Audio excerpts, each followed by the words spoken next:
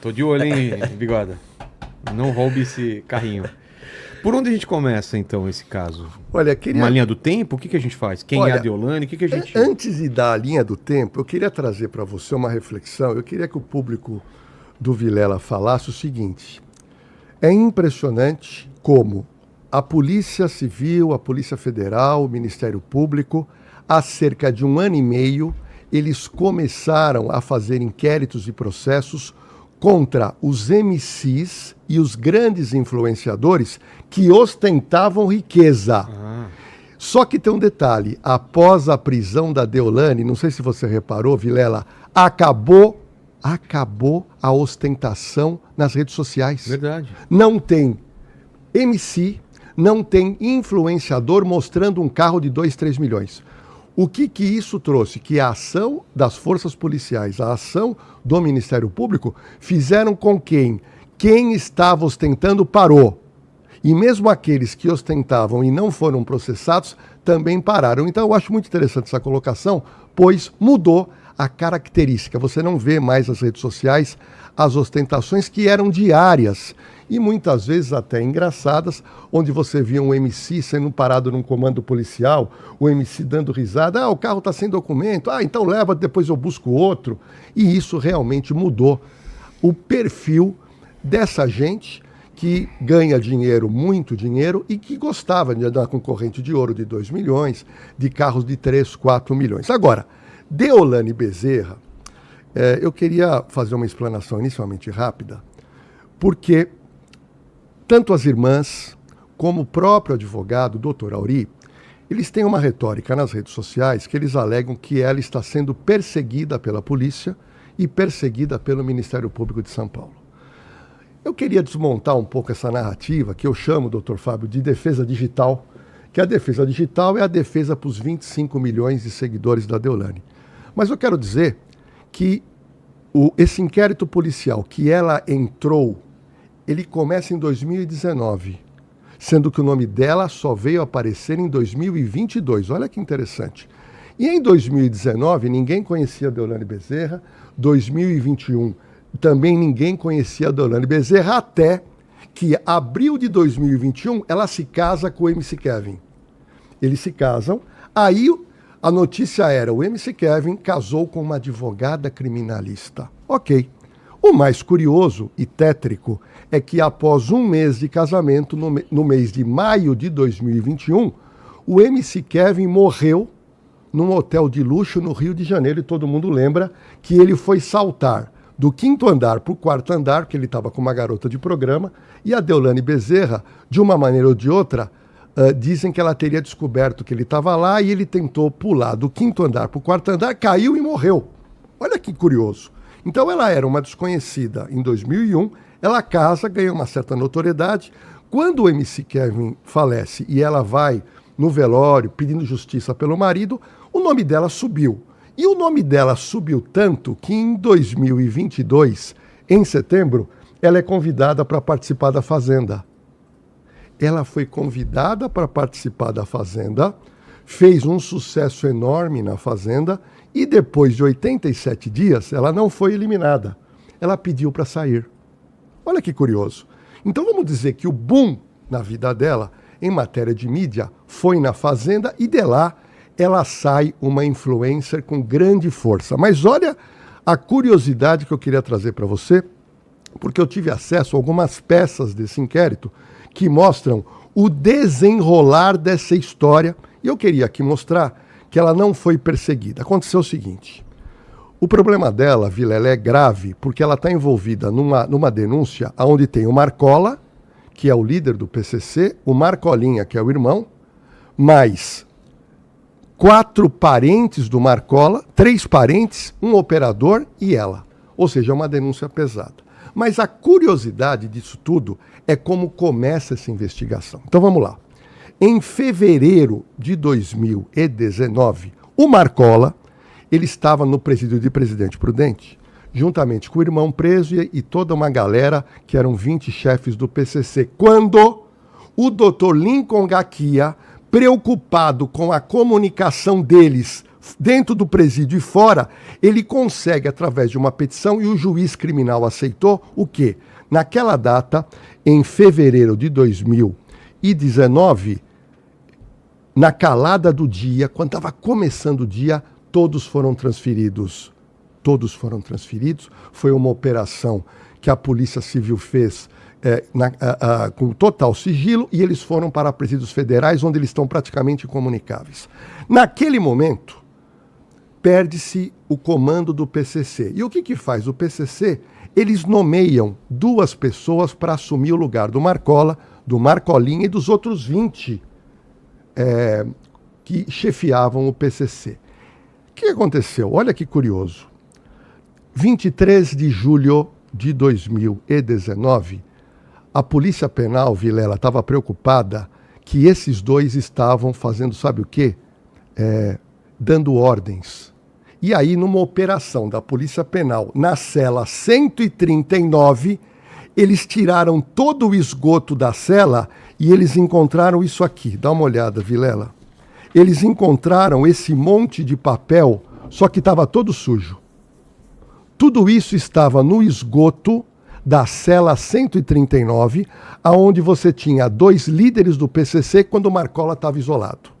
Bom, a Polícia Penal aprende isso aqui, manda para o DEIC do interior, o DEIC do interior manda essa papelada suja para a perícia. É feita uma limpeza e aí os peritos começam a trazer o quê? Esses escritos, Vilela, olha. Cartas com ordens de comando. Com ordens de comando, olha. Olha quanta coisa que foi eventualmente extraído do lixo da cela 139. Bom, a partir daí, quando a perícia da polícia, doutor Fábio, limpa essa papelada, eles localizam num desses escritos o seguinte, espera um pouquinho, tem ordem para matar o diretor da cadeia anterior e o diretor da cadeia atual. Ô, louco. Por conta da transferência. Por conta da transferência. E aí, imediatamente, o DEIC do interior instaura o inquérito policial para proteger os dois integrantes, são diretores de cadeia, e a partir daí, esses 2 presos, que eram líderes do PCC, responderam um processo. E eu trouxe para você, eu estou trazendo para você, que eles foram os primeiros a serem condenados, porque foram os primeiros a serem apontados. Está aqui. Eles foram condenados na cela 139 por causa de toda essa papelada. Ok. Olha o que aconteceu, Vilela. Nessa papelada existia a chamada a loira da transportadora. Todo mundo falava, a loira, olha, fala com a loira da transportadora. Olha, o dinheiro com a loira da transportadora. E a Polícia Civil investiga. E eles encontram uma transportadora pertinho do presídio. Olha a distância. Olha a distância. E essa é a transportadora.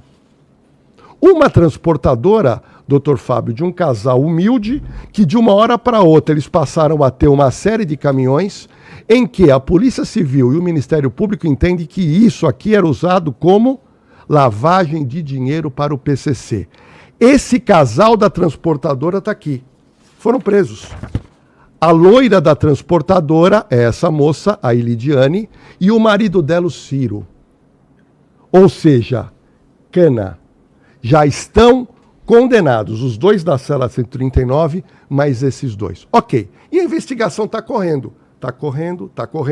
Em tese, a Deolane ainda era uma desconhecida, ela veio a ficar conhecida em 2022, quando, em dado momento, esse casal conversa com o operador financeiro do PCC, chamado Everton, conhecido como Playboy. E nos celulares, nas trocas de mensagem, aí sim, aparece uma pessoa chamada DOB.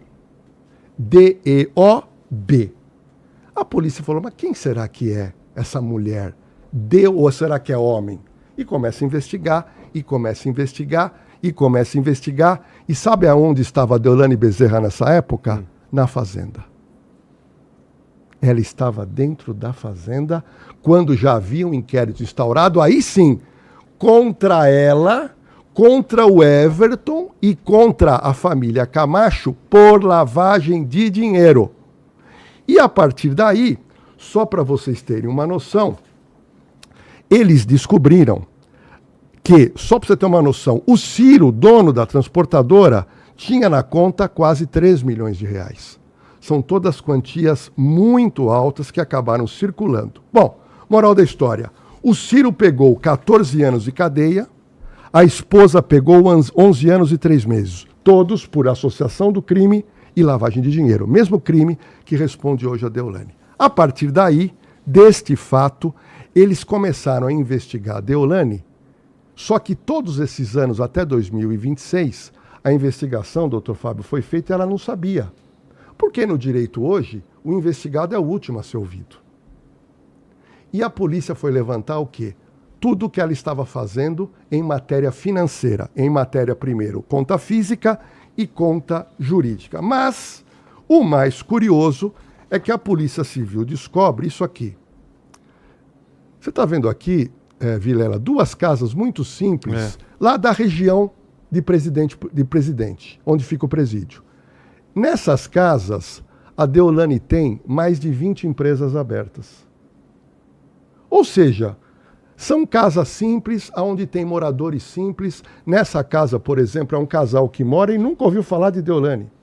Ou seja, nas casas não existe atividade comercial, mas tem empresa aberta nessas residências.